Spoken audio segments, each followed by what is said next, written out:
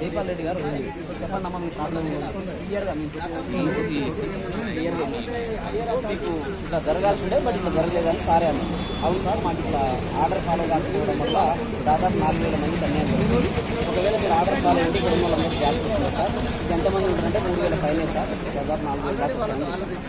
దానికి అనుకూలంగా మీ సంబంధించి ఏదైతే కోర్టు కేసెస్ ఉన్నాయో జడ్జిమెంట్స్ ఉన్నాయో వాటిని బేస్ చేసుకుని మీకు ఎలా ఇవ్వాలి, ఇస్తే ఎలా న్యాయం జరుగుతుంది. ఒకవేళ మీకు న్యాయం జరిగితే మళ్ళీ ఇంకెవరికన్నా ఆ ప్రాబ్లం అయ్యి నోటిఫికేషన్ మీద ఫర్దర్గా కేసెస్కి వెళ్తే ఈ నోటిఫికేషన్ మీద అవుతుంది కదా అని చెప్పేసి దాని మీద రివ్యూ జరుగుతుంది. 80% అయితే అయిపోయింది దీని మీద రివ్యూ. సో డెసిజన్ అనేది గవర్నమెంట్ మనకు ఫేవర్గా చేయాలని ఉంది కాబట్టి ఇన్ని రోజులు దాని మీద టైం తీసుకొని ఇంతమందితో రివ్యూ చేసింది ఆఫీసర్. సో మీకు ఈ రోజు కానీ రేపు సాయంత్రం వరకు కానీ ఫైనల్గా సీఎం గారు రివ్యూ అయిపోయాక ఫైనల్గా ఒక స్టేట్మెంట్ అయితే వస్తుంది. ఎక్కువ రోజులు పడుతుంది, 2 డేస్లో పడుతుంది. ఖచ్చితంగా మీరు పాజిటివ్ న్యూసే ఉంటారు అన్నట్టుగా సార్ చెప్పారు.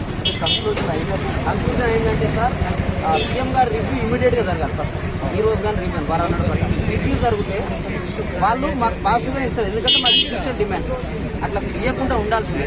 ఏదో పాత అవుట్డేటెడ్ జీవోస్ని అడ్డం పెట్టుకొని వాళ్ళు వంక చెప్తున్నారు అనమాట, ఇట్లా ఇవ్వకూడదు అని చెప్పేసి. వాటిని సవాల్ చేస్తూ గతంలోనే చాలా జడ్జిమెంట్స్ ఉన్నాయి.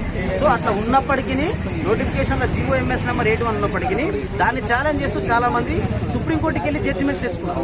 గతంలో వాళ్ళకి ఇవ్వగలేదు, మాకు ఎందుకు ఇయ్యరు అనేది మేము ఇన్ని రోజులు ఆఫీసర్స్ ఎమ్మడి తిరిగాము, కోర్టులో కేసు వేసాము. సో కోర్టు మళ్ళీ కూడా ఒక 6 కేసెస్ మీద ఇంటరిమ్ ఆర్డర్స్ ఇచ్చింది. వాళ్ళకి ఇవ్వచ్చు, వాళ్ళకి judicial demand, simultaneous notification, simultaneous result ఇచ్చినప్పుడు ఒకే అభ్యర్థికి 4 జాబ్స్ వచ్చినప్పుడు ఆ అభ్యర్థి ఒక జాబ్కు జాయిన్ అయినప్పుడు మిగిలిన నాన్ జాయినింగ్ పోస్టులు నెక్స్ట్ మెరిట్ ఎవరైతే వెరిఫికేషన్ చేయించుకున్నారో వాళ్ళకి ఇవ్వాలని చెప్పేసి అక్కడ ఆర్డర్స్ ఉన్నాయి.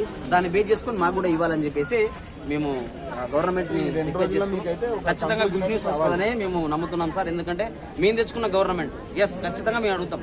సో దానికి కూడా వాళ్ళు నువ్వు ఇక్కడ దాకా వచ్చిన వెంటనే నువ్వు మీ అన్న మీ రేవంత్ అన్న నీ మీద సానుభూతి ఉంది, నీకు న్యాయం చేయాలనుకున్నావు అంటే నువ్వు అన్న కూర్చునే చైర్ దగ్గరకు వచ్చినావు, అక్కడే నువ్వు సగం సక్సెస్ అయినట్టుగా సార్ చాలా పాస్ట్. రైట్, చెప్పండి మేడం, మీరు మాట్లాడండి. మేము గురుకుల అభ్యర్థులమండి. మేము గత ఫిబ్రవరి నుంచి 1:2 సెలెక్ట్ అయ్యాము. ఫిబ్రవరి నుంచి గురుకులాలు డిసెండింగ్ ఆర్డర్ ఫాలో కాకపోవడం వల్ల సీఎం రేవంత్ రెడ్డి అన్నని వినిపించుకోవడానికి ఇక్కడికి వచ్చాము. నిన్న న్యూస్లో పెద్దన్న నీకు అండగా ఉంటామని చెప్పారు కాబట్టి మేము వచ్చాము. ఈరోజు రాఖీ పండుగ సందర్భంగా రాఖీ కట్టడానికి వచ్చాము. అన్న ఒకటే మాట చెప్తున్నాము, అందరూ ఆ తెలంగాణ ఆడపడుచులకు మీరే పెద్దన్న అని చెప్పారు కాబట్టి గురుకులాలో డౌన్ మెరిట్ లిస్టు ఇవ్వాలని కోరుకుంటూ మీకు రాఖీ కట్టడానికి ఇక్కడికి వచ్చాము.